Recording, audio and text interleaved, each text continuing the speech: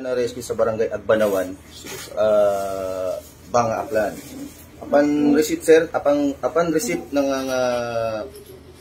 information, immediately nag-respond kaagad, sir, yung ating PNP personnel together with the MDRRMO Banga. Pagdating dun, sir, sa area, ito turn over na ay dadali na, sir, sa hospital yung victim. Ngayon, sir, pagdating sa hospital, pagkapunta ng investigator natin dun, sir, is meron ng cover yung victim, sir, yung wound niya, meron na, sir, na cover. Ngayon, sir, ang allegedly sabi yung mga kasi sa social media natin, sir, is gunshot wound na wala naman daw, sir. Initial investigation namin, sir, ang pagdating kasi doon, sir, ng investigator on case natin, sir, is nag-interview, sir, ng mga witness and statement din, sir, ng ating victim, patient, ganun, sir, na pumutok daw yung cellphone niya. Okay. Nakaupo daw siya sa bahay nila, is pumutok daw yung cellphone niya. Ayun din, sir, yung sabi, sir, ng mga kasama niya, sir, sa bahay.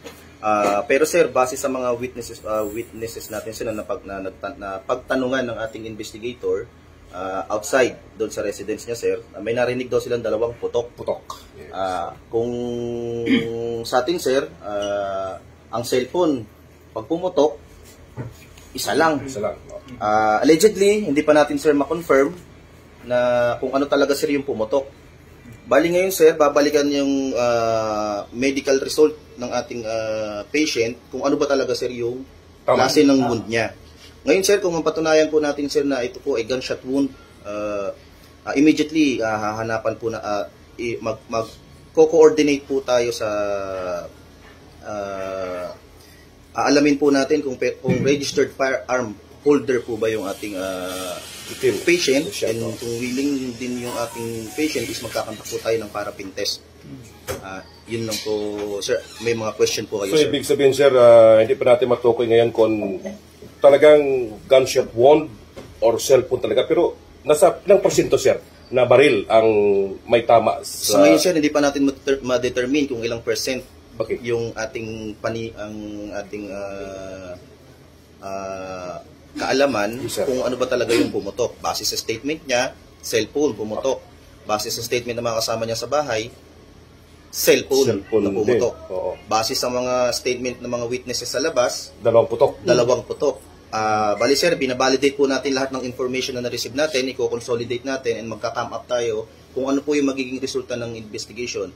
And asahan nyo, sir, kung lumabas mamaya, sir, yung resulta ng medical niya, sir, sa Tumbukon Memorial Hospital. Tumbukon Memorial Hospital, is doon na, sir, magtutuloy-tuloy yung ating investigation. Initially, parang sir, na parang gusto lang itago sana yung nangyari. Hindi natin, sir, hindi natin, ma'am, inaalis yung probability na mayroong ganyang mga senaryo, pero as I said earlier, na kailangan po muna natin, sir, ma-determine kung ano po ba talaga yung sugat niya. And then, pag lumabas nga po mamaya yung medical records, kung ano po talaga yung cause ng kanyang injury, is doon po magtutuloy-tuloy. At doon po natin malalaman kung ano po yung sanhi ng kanyang sugat. Information, sir, kung anong kamay yung hawak niya at saka saan po yung tama ng allegedly barrel, sir? As of now, sir, sabi nga, sir, ng ating victim is pumutok nga po yung sa kanyang cellphone. Ang sabi niya lang is habang nakaupo siya sa bahay nila, pumutok yung cellphone niya. So, hindi pa natin malaman kung yun ba ay barrel o cellphone. So, mamaya, sir, mag-update kami sa inyo, sir, kung ano yung magiging resulta ng medical niya, sir, sa Tumbukon, sir. Yung cellphone na owned by victim, yes, sir. Nasa inyo ba, sir? Or nasa... Yes, ipaprocess pa po namin, sir, and then i-inform po namin kayo, sir. Ang cellphone, sir, ano yung sitwasyon ng cellphone? Sabog siya or ako? Bilog pa. Buo pa yung cellphone? May indication ba talaga na yun ay pumutok, sumabog? Wala. As of now, sir, wala pa kaming kung ano yung status ng cellphone, sir eh. Bali mamaya, sir, kung ano yung maging resulta, sir. So, ibig sabihin, sir, hindi tinurn over ng Yes, sir. Yes, sir. biktima, hindi pa rin yung actual na Hindi pa namin actual na nakikita, sir, yung cellphone, sir. Sir, if ever nag-i-insist, naninindigan yung victim / yung family na wala silang pinoposes na baril, Yes, sir. wala ring kaaway, wala ring kung anumang threat maging sa o record na negative sa barangay, wala ring recovery sa area, wala ring entry and exit na tinatawag. Anong basis natin, sir, if ever na talagang ididig deeper natin na aalamin talaga kung he is a licensed firearm holder? Yung magiging basis natin, sir, yung magiging resulta, sir, ng medical, magiging resulta ng medical test sa hospital, kung ano pa yung nature, kung ano yung cause o sanhi ng kanyang wound dito sa right And then, ang ibig ko chest. sabihin, sir, is bakit natin ididig up further kung halimbawa nag-i-insist lang. Halimbawa, Yes, sir. na, kumbaga, I have my privacy. Nag-i-insist ako na walang baril na kung ano man or whatsoever. And Yes, sir. I don't care halimbawa sa testimony ng iba na dalawa yung narinig nila, hindi naman nila ma-justify Yes, sir. na puto. Baril. Anong sir, sa inyo sa Banga PNP, threat ba sa community pag gano'n, halimbawa? Yes, sir. Kasi, sir, sa atin sa community, before ka mag-possess ng isang firearms, kailangan mo license to own and possess firearms. Since nangyari nga ito, sir, nagkaroon po, sir, ng putok nga doon po, sir, sa area, meaning to say, meron siyang firearms na tinatago.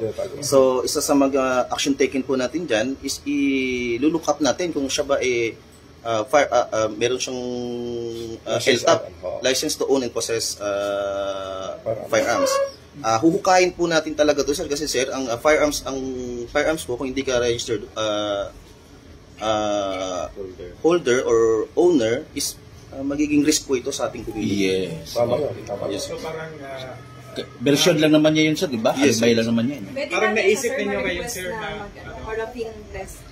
Yes, No, sir. paraffin test. Kung morally convinced tayo, ma'am, na ito po gunshot wound, pwede po nating i-request po siya na magparapin. Parapin. What if na mag-ano siya, sir? Ayaw Refuse. Hindi na po mapipili. Depende po mamaya, sir, makikipag-coordinate lang po muna kami Result. sa result, sir. May recovery, sir, sa area? Any recovery? Wala pong na-recover na basyo, wala pong na-recover na mga tama po rin sa bahay na allegedly na ganyan na tama po ng baril, wala po eh.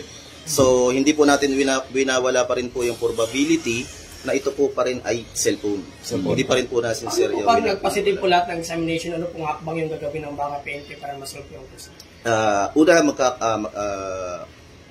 Nag-positive siya sa parapin. Halimbawa. Halimbawa lang po, halimbawa. Tapos, napatunayan po natin na ito po ay gunshot wound. Magre-request po kami sa Firearms and Explosive Office ng verification. And possible po magkandak po kami ng search warrant. Sir, base sa iyong investigation, wala pa itong anggulo na ito ay binaril talaga sa labas?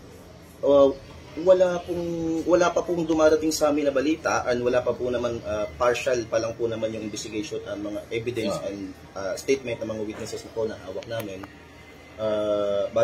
Base rin po sa mga pamilya ng kapitbahay din ng mga ng victim po natin, kasi wala naman po daw siyang kaaway sa lugar.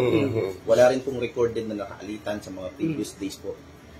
ano, sir, yung mga nakuha doon sa bahay po? Pagdating ng ating mga kapulisan, ano yung nakita nila? Di ba, sine-check nila yung lugar? May mga patak-patak kasi ng dugo doon. Yes, sir. Yes, sir. Ano yung pagdating ng mga pulis, hindi nila pinakita agad yung cellphone na, mga sir, ito yung naging dahilan ng pagsapok na nasugatan siya. Usual pagka ipapakita nila, di ba, sir? Yes, Mayroon daw po bang parang tinatakpan itong incident Parang ganun. pamilya nila? Wala naman po sa ngayon, sir, kasi ongoing pa naman, sir, yung ating investigation. Base pa lang naman po sa ating investigator on case na no visible points of entry or exit in the house or within the premises that would indicate a gunshot incident or meron pwedeng pumasok or galing sa labas binaril. Wala naman pong ganun, sir. So, ibig sabihin, sa loob nangyari, baka Yes, may sir. posibilidad na Accidental. self-inflicted yung Self-in- kung in case na Yes, sir. binaril siya. Yes, sir. Or- Self-inflicted, as I said, sir, earlier, hindi pa tayo pwedeng mag-come up sa mga conclusion hanggang ongoing po yung ating investigation. Sir, for verification lang, true and true talaga yung tama, sir, ng victim. Wala pa po kami, sir, medical na records. Yung resulta po, sir, is mamayang hapon. Babalikan po siya ng ating investigator on case. And then, i-update po namin kayo, sir, kung ano po yung magiging resulta. And sa mga susunod na mga action po na gagawin po ng ating PNP. Sir, now na inaalam yung tungkol sa baril na yan, ongoing investigation, ano yung status ng victim din natin? Will he be arrested or what? Wala pa, sir, kasi wala po tayong basis, sir, para arrestin siya, sir. Bali, sa atin, as for now, puro investigation pa lang po yung gagawin natin and gather ng mga evidences na kung ano po ba talaga yung totoong nangyari. Yung totoong nangyari po talaga. Pagdating natin sa area, sir, may mga nag-gather ba tayong mga evidence na pwedeng makatulong sa pag-solve ng case, sir? As of now, sir, wala, sir. Kasi wala din, sir, na sinasabi nyo nga, sir, na gunshot wound. Cellphone, sir, hindi po mahilap, sir. Sir, may series of shooting incident. Ulo Kati, Lapnag, Yes, sir. and kabilang barangay. Sir, hindi po ito baka nababalaba na yung mga residents doon na baka No, sir. Sa ngayon, sir, medyo peaceful na, sir, dun sa may lugar na yun, sir. Yung mga shooting incident natin, ng mga previous na mga cases natin ng shooting incident is isolated kasi case doon po siya, area sir. lahat eh. Oo, nag-ikot Yes, sir. doon eh. Isolated case po siya, sir, na alam mo mga suspects po natin, hindi naman po sa taga-banga. Mga solved naman na po yung mga... Nabigyan naman ng sir. kaklaruhan yan. Bigyan lang po natin ng privacy yung mga family na hindi na po natin i-disclose kung ano po yung mga napag-usapan po. Ng Sir, paano natin yan? Kasi may series of stabbing incident. Yes, sir. Baka yung malito na yung investigator natin dyan sa mga pangyayari na yan. Yes, sir.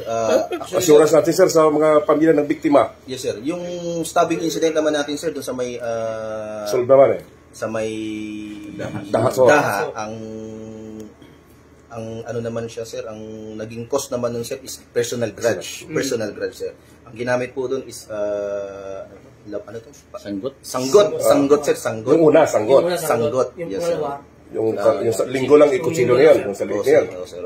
Yung kutsilyo na lang, kutsilyo naman po yun, sir. Gusto naman doon sa suspect. barangay Yes, sir. Buging pa, sir. Yes, sir. Oo, sir.